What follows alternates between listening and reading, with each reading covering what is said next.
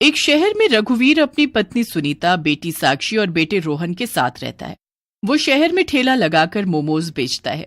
पूरा परिवार मिलकर रघुवीर की मदद करता है। आज शाम को भी रघुवीर मोमो बेचने गया। वहां पहले से ही लोगों की भीड़ लगी थी। अरे भैया, थोड़ा जल्दी आया करो, कब से तुम्हारा इंतजार कर रहे हैं। ये सब आपका प्यार है। हाँ भैया, आधे घंटे से यहाँ खड़े हैं क्योंकि तुम्हारे मोमोज और चटनी के हम दीवाने हो गए हैं। ठीक है भैया, मैं कल से जल्दी आ जाया करूँगा। हाँ हाँ, अब जल्दी से मोमोज का स्वाद चखा दीजिए, मेरी जीभ लपलपा रही है।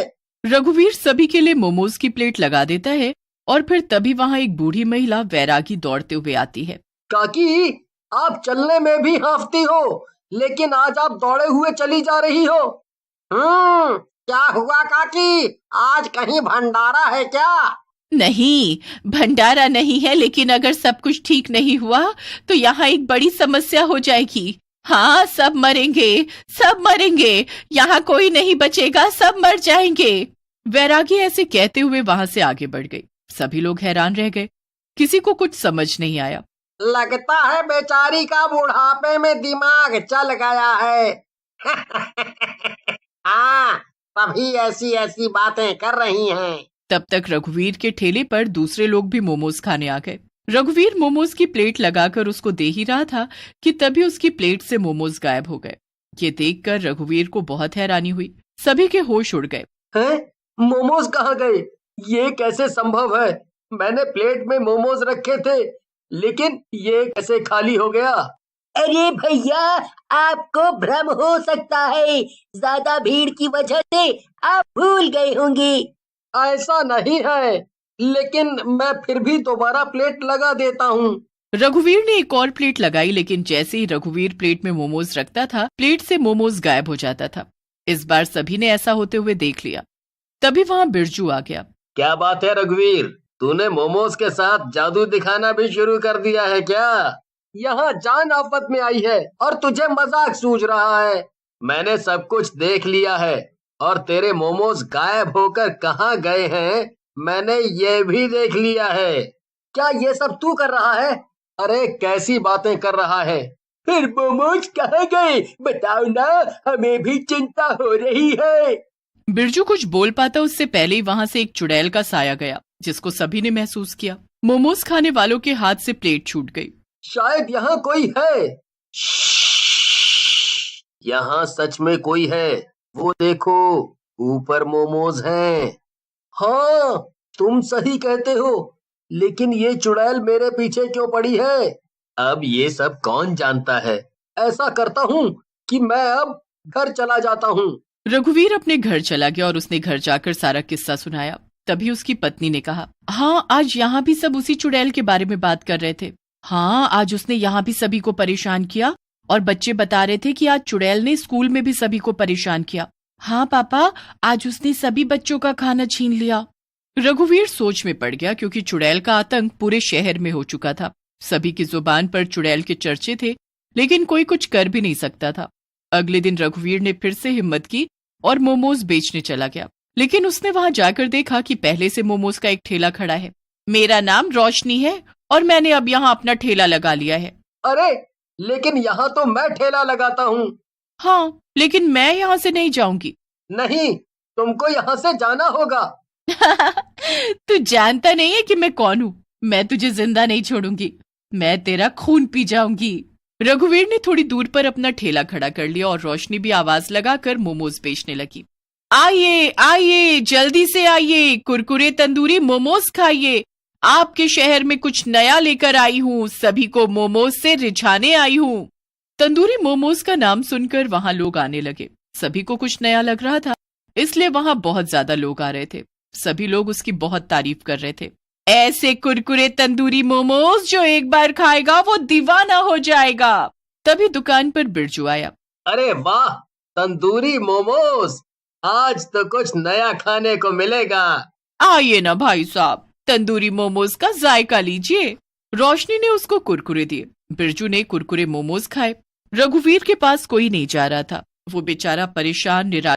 वाह भाई वाह, बिल्कुल मजा आ गया। कुरकुरे तंदूरी मोमोज की बात ही कुछ और है। धन्यवाद। तभी वहां से वैरागी दौड़ती हुई आई।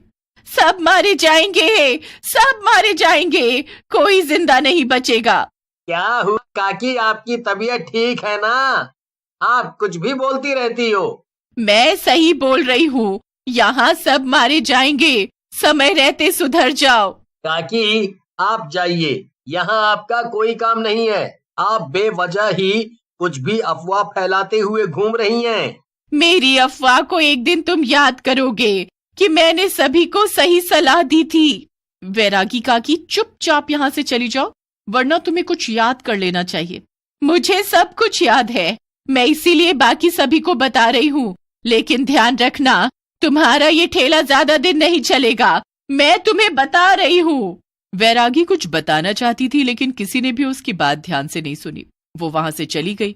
रघुवीर बहुत परेशान हो गया।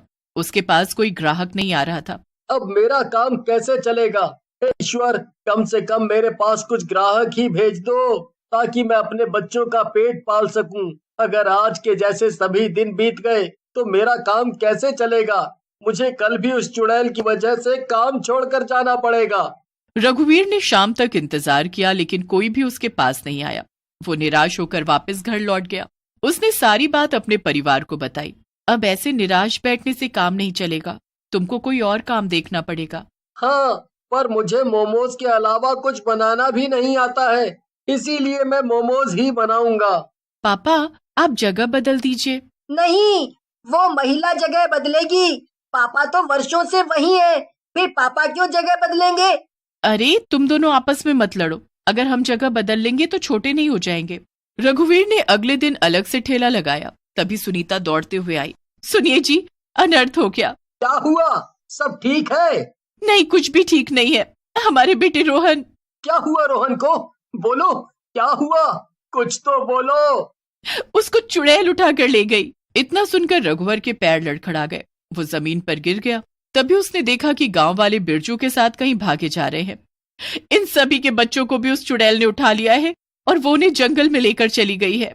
इतना सुनकर रघुवर भी उनके पीछे पीछे भाग गया। अब सभी लोग अपने बच्चों की चिंता में जंगल में दौड़े जा रहे थे। वो एक गुफा के पास जाकर रुके। जैसे ही सभी अंदर गए तो देखा कि सभी बच्चे डरे सहमे पड़े हुए हैं। सभी लोगों के होश उड़ गए। वो अपने बच्चों के पास जाने के लिए जैसे ही आगे बढ़े, रुको, कोई अंदर नहीं आएगा, वरना तुम भी मारे जाओगे। तंदूरी मोमोज वाली चुड़ैल है? हाँ, मैं ही हूँ, तंदूरी मोमोज वाली चुड़ैल। मुझे बच्चों से नफरत है, मैं सभी को मार दूंगी। जो भी बच्चा मेरे पास तंदूरी मोमोज खाने आएगा मैं उसको मार दूंगी। मैं तुम सबको भी मार दूंगी। तुमने सभी बच्चों को कैद क्यों किया है? दुश्मनी है, मेरी इन सभी बच्चों से दुश्मनी है। तुम यहाँ से चले जाओ, वरना मैं तुम्हें। इतना सुनकर चुड़ैल को बहुत गुस्सा आ गया। जैसे ही चुड़ैल बंधकों को तंदूर की भट्टी में डालने के लिए आगे बढ़ी, तभी वहां एक तेज तूफान सा आया। बाहर से बहुत सारी हवा आई। चुड़ैल रुक गई। तभी बाहर से वैरागी आई। तू फिर आ गई? हाँ, और इस बार मैं तुझे पूरी तरह खत्म करने आई हूँ। ये तुझसे नहीं हो पाएगा।